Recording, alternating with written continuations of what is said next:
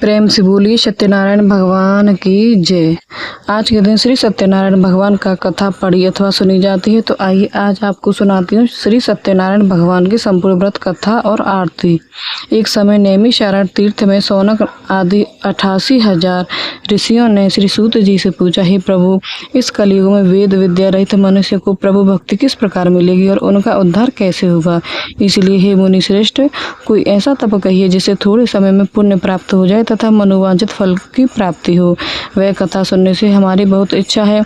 सर्वशास्त्र ज्ञाता श्री सूत जी बोले, हे वैष्णवों, मैं पूज्य और आप सब ने प्राणियों के हित की बात पूछी है। अब मैं उस श्रेष्ठ व्रत को आप लोगों से कहूँगा जिस व्रत को नारद जी ने लक्ष्मी नारायण जी से पूछा था और लक्ष्मीपति ने मुनि श्रेष्ठ नारद जी से कहा था। सो ध्यान से सुनिए। एक समय योगी राज नारद जी दूसरों के हित की इच्छा से अनेक लोकों में घूमते हुए मृत्यु लोक में आ पहुँचे।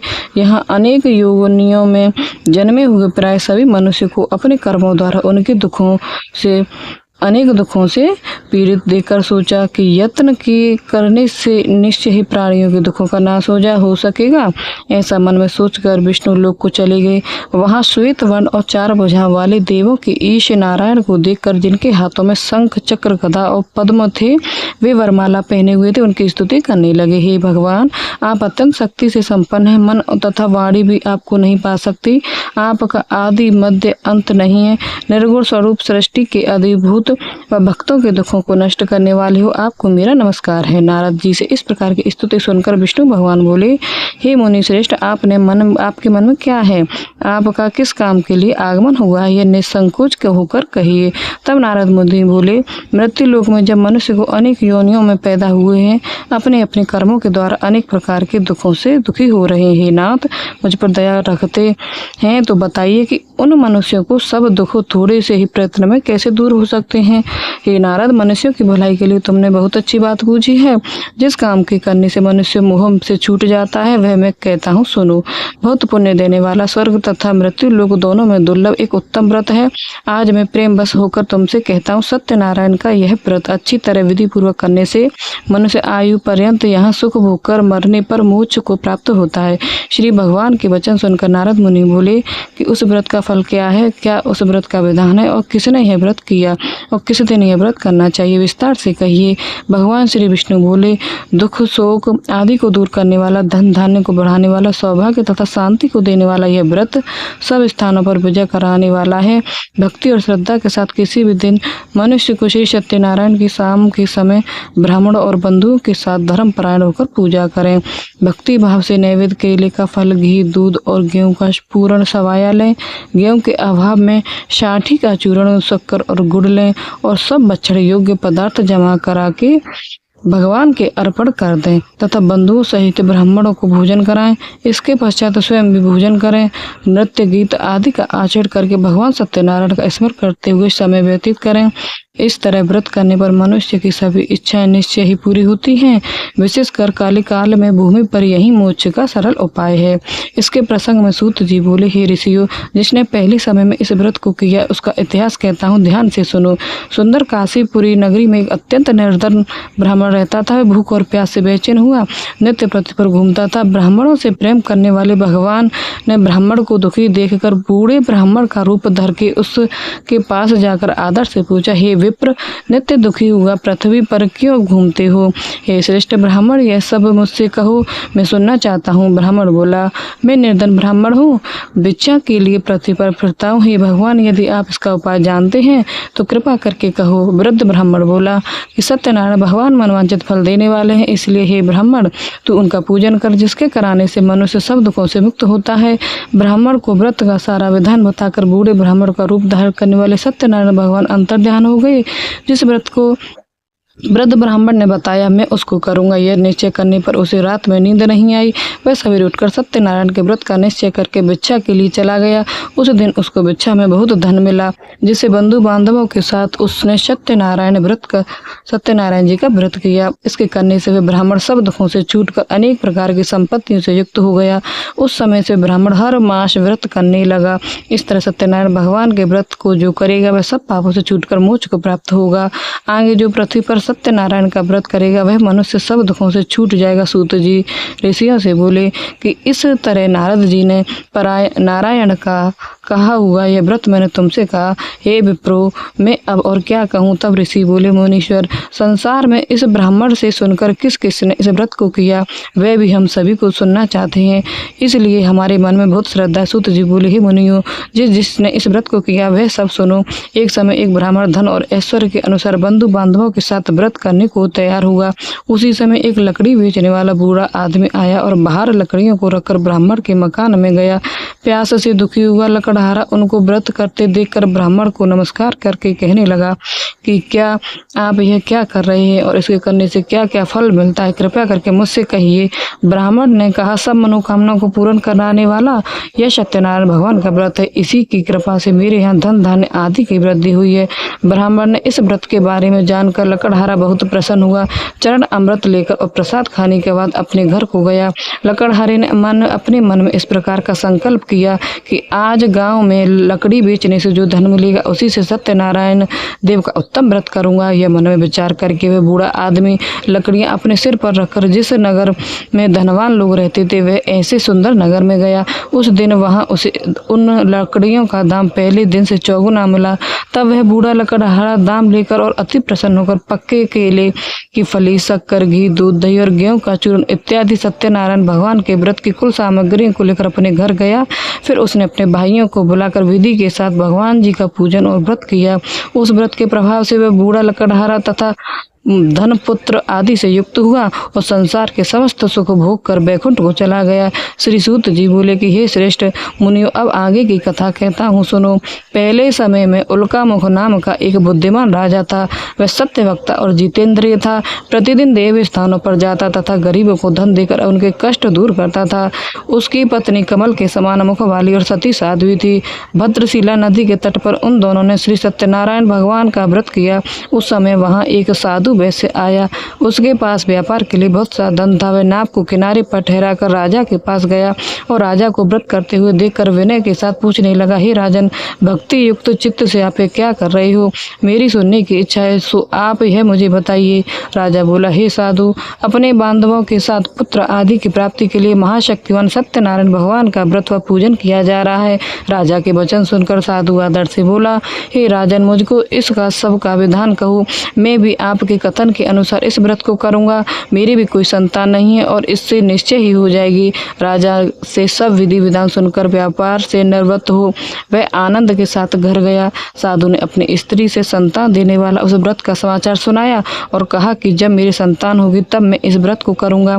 साधु के ऐसे वचन सुनकर अपनी स्त्री लीलावती से कहे। एक दिन उसकी स्त्री लीलावती पति के साथ आनंदित होकर सांसारिक धर्म में प्रवृत्त होकर सत्यनारायण भगवान की कृपा से गर्भवती हो गई तथा 10वें महीने में उसके एक सुंदर कन्या का जन्म हुआ।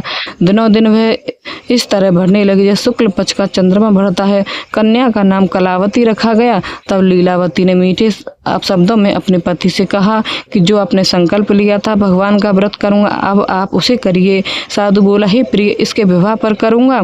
इस प्रकार अपनी पत्नी को आश्वासन देकर वह नगर को चला गया।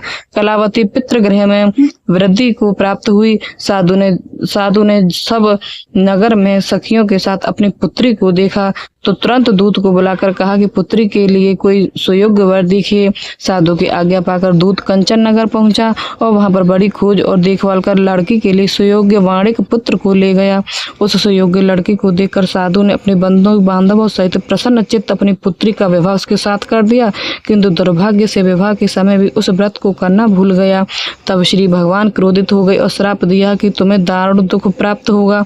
अपने कार्य में कुशल साधु बनिया जमाता सहित समुद्र स्थित रतनपुर नगर में गया और वहां दोनों ससुर जमाई चंद्रकेतु राजा के उस नगर में व्यापार करने लगे। एक रोज भगवान सत्यनारायण की माया से प्रेरित कोई चोर राजा का धन चुरा कर भागा जा रहा था, किंतु राजा के दूतों को आता देखकर चोर ने घबरा कर भागते हुए राजा के धन को वहीं चुपचाप रख दिया और वहां जो ससुर जमाई ठहरे हुए थे। तब दूतों ने उस साधु वैश्य के पास राजा के धन को रखा देखा तो वह दोनों को बांध कर ले गए और प्रसन्नता से दौड़ते हुए राजा के समीप जाकर बोले, यह 2-4 हम पकड़ कर लाए हैं, देख कर आज्ञा दें। तब राजा की आज्ञा से उनको कठोर कारावास में डाल दिया और उनका सब धन छीन लिया। सत्यनारायण भगवान के द्वारा श्राप द्वारा उनकी पत्नी भी घर पर बहुत दुखी हुई और घर में जो धन रखा था चोर चुरा कर ले गए। शारीरिक व मानसिक पीड़ा तथा भूख प्यास से अति दुखित होकर अन्न की चिंता में कलावती ब्राह्मण के घर गई। वहां उसने सत्यनारायण भगवान का व्रत होते देखा, फिर कथा सुनी और प्रसाद ग्रहण करके रात को घर आई। माता ने कलावती से कहा, हे पुत्री, अब तक कहाँ रह गई थी, वह तेरे मन में क्या है? कलावती बोली, हे माता, मैंने एक ब्राह्मण के घर से सत्यनारायण भगवान का व्रत देखा है। कन्या के वचन सुनकर लीलावती भगवान के पूजन की तैयारी करने लगी। लीलावती ने परिवार और बंधुओं से श्री सत्यनारायण भगवान का पूजन किया और वर मांगा कि मेरे पति का और दामाद शीघ्र ही आ जाएं। साथ ही प्रार्थना की कि हम सबका अपराध क्षमा करो। सत्यनारायण भगवान इस व्रत से संतुष्ट हो गए और राजा चंद्रकेतु को स्वप्न में दर्शन देकर कहा, हे राजन, दोनों वैश्यों को प्रार्थी छोड़ दो और सब धन जो तुमने ग्रहण किया है वे दे दो, नहीं तो मैं तेरा धन, राजे पुत्र आदि सब नष्ट कर दूंगा। राजा के ऐसे वचन कहकर भगवान अंतर ध्यान हो गए। प्रातःकाल राजा चंद्रकेतु ने सभा में अपना स्वप्न सुनाया, फिर दोनों वाणिक पुत्रों को कैद से मुक्त कर सभा में बुलाया। दोनों ने आते ही राजा को नमस्कार किया। राजा के मीठे वचनों से बोले, हे महानुभावो भावी, बस ऐसा कठिन दुख प्राप्त हुआ, अब तुम्हें कोई भय नहीं है। ऐसा कहकर राजा ने उनको नए नए वस्त्र आभूषण पहनाए तथा उनका जितना धन लिया था उससे दुगना धन देकर आदर सहित विदा कर दिया।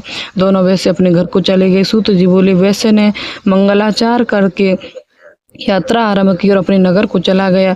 उनके थोड़ी दूर निकलने पर दंडी वेशधारी सत्यनारायण भगवान ने उनसे पूछा, हे साधु, तेरी नाव में क्या है? अभिमानी वाणिक हंसता हुआ बोला, हे दंडी, आप क्यों पूछते हो? क्या धन लेने की इच्छा है? मेरी नाव में तो बेल और पत्ते भरे हुए हैं। वैश्य के कठोर वचन सुनकर भगवान ने कहा, तुम्हारा वचन सत्य हो। दंडी ऐसा कहकर वहां से दूर चले गए और कुछ दूर जाकर समुद्र के किनारे बैठ गए। दंडी के जाने पर वैश्य ने नित्य क्रिया करने के बाद नाव को ऊंची उठी देखकर अचंबा किया और नाव में बेल पत्ते आदि देकर मूर्छित होकर जमीन पर गिर पड़ा। फिर मूर्छा खुलने पर अत्यंत शोक प्रकट करने लगा। तब उसका दामाद बोला कि आप शोक ना करें, यह दंडी भगवान का श्राप है, अतः उनकी शरण में चलना चाहिए, तभी हमारी मनोकामना पूर्ण होगी। दामाद के वचन सुनकर वह दंडी के पास पहुंचा और अत्यंत भक्तिभाव से नमस्कार करके बोला, मैंने जो आपसे असत्य वचन कही थे उनको क्षमा करो।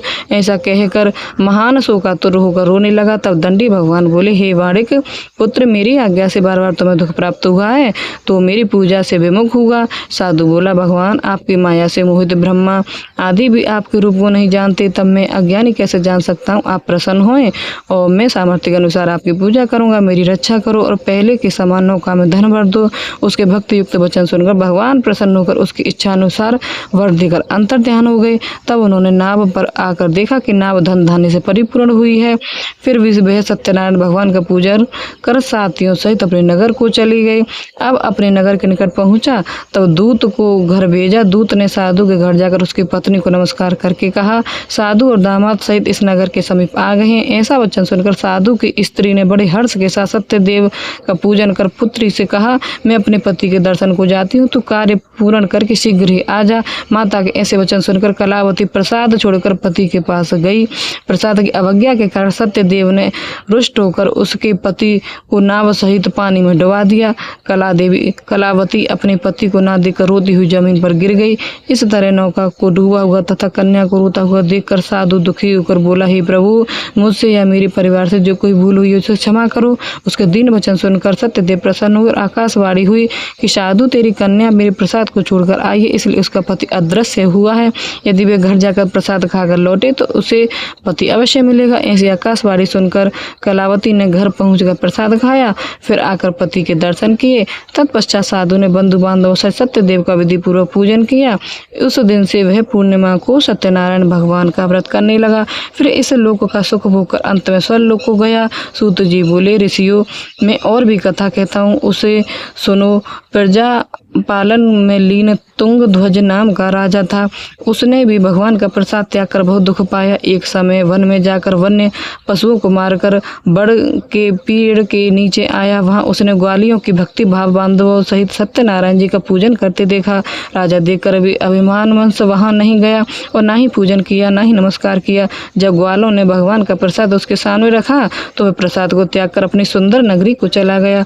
वहां उसने अपना सब कुछ नष्ट पाया तो वह जान गया कि यह सब भगवान ने किया है। तब वह विश्वास करके ग्वालों के समीप गया और विधि पूर्वक पूजन करके प्रसाद खाया तो सत्यदेव भगवान की कृपा से पहले जैसा था वैसा ही हो गया। फिर दीर्घ काल का सुख भोग कर वह मरने पर स्वर्ग लोक को गया। जो मनुष्य इस दुर्लभ व्रत को करेगा भगवान सत्यनारायण की कृपा से उसे धन धान्य की प्राप्ति होगी। निर्धन धनी और बंदी बंधन से मुक्त होकर निर्भय हो जाता है। संतानहीनों को संतान प्राप्ति होती है तथा मनोरथ पूर्ण होकर अंत में वैकुंठ धाम को जाता है। यह सत्य है। श्री सूत जी कहते हैं कि ब्राह्मणों, आपको मैंने सत्यनारायण व्रत की यह पावन कथा सुनाई है। इस व्रत का पालन करके मनुष्य सभी दुखों से मुक्त हो जाता है। विशेषतः कलयुग में श्री सत्यनारायण का पूजन महान फल देने वाला है। इन देवताओं को सत्यनारायण कहते हैं और कोई सत्यदेव कहते हैं। अनेक रूपों में श्री सत्यनारायण भगवान के मनोरथ को पूर्ण करते हैं। हे सनातन सत्यदेव, कलयुग में सत्यव्रत के रूप में अवतरित होंगे। हे श्रेष्ठ मुनियों को मनुष्य नित्य इसका पठन व श्रवण करता है। श्री सत्यनारायण भगवान की कृपा से उसके सभी पाप नष्ट हो जाते हैं। प्रेम से बोलो सत्यनारायण भगवान की जय। श्री सत्यनारायण संपूर्ण कथा व व्रत कथा समाप्त हुई। अब आप श्री सत्यनारायण भगवान की आरती सुनिए। जय लक्ष्मी रमणा स्वामी, जय लक्ष्मी रमणा। सत्यनारायण स्वामी, सत्यनारायण स्वामी, जनपातक हरिणा। ओम जय लक्ष्मी रमणा। रतन जड़ित सिंहासन अद्भुत छवि राजी, स्वामी अद्भुत छवि राजी। नारद करत निरा, नारद करत निरा, घंटावन बाजी। जय लक्ष्मी रमणा। प्रगट बही कल कारण, द्विज को दर्श दियो, स्वामी द्विज को दर्श दियो। ब्राह्मण बन करे बूढ़ो, ब्राह्मण बन करे उड़ो, कंचन महल कियो। जय लक्ष्मी रमणा। दुर्बल भील कटा ठारो, जिन पर कृपा करी, प्रभु जिन पर कृपा करी। चंद्रचूर एक राजा, चंद्रचूर एक राजा, तिनकी विपत्ति हरी। ओम जय लक्ष्मी रमणा। वैश्य मनोरथ पायो, श्रद्धा तज दिन स्वामी, स्वामी श्रद्धा तज दिन स्वामी। तज दिन सो फल भोग्यो, प्रभु जी स्तुति कीजी। जय लक्ष्मी रमणा। भाव भक्ति के कारण छिन छिन रूप धर्यो, स्वामी छिन छिन रूप धर्यो। श्रद्धा धरण की श्रद्धा धारण की, तीन को काज शर्यो। जय लक्ष्मी रमणा। ग्वाल बाल संग राजा, वन में भक्ति भक्त भक्ति करी, स्वामी वन में भक्ति करी। मन वांछित फल दीनो, मन वांछित फल दीनो, दयालु हरि। जय लक्ष्मी रमणा। चढ़त प्रसाद शवायो, कदली फल मेवा, स्वामी कदली फल मेवा। धूप दीप तुलसी से, धूप दीप तुलसी से सा राजी सत्य देवा। जय लक्ष्मी रमणा। सत्यनारायण जी की आरती जो कोई नर गावे, स्वामी जो कोई गावे। तने मन सुख संपत्ति, तन मन सुख संपत्ति, मन वांछित फल पावे। जय लक्ष्मी रमणा। बोलो लक्ष्मी नारायण भगवान की जय। प्रेम से बोलो सत्यनारायण भगवान की जय हो। कथा पसंद आई हो तो इस वीडियो को लाइक करके चैनल जरूर सब्सक्राइब कीजिएगा और कमेंट में श्री सत्यनारायण भगवान की जय श्री सत्यनारायण भगवान जरूर लिखिएगा। इसी के साथ आज आप हमारे चैनल आषाढ़ पूर्णिमा की व्रत की कथा भी जरूर सुनिएगा। प्रेम से बोलिएगा सत्यनारायण भगवान की जय।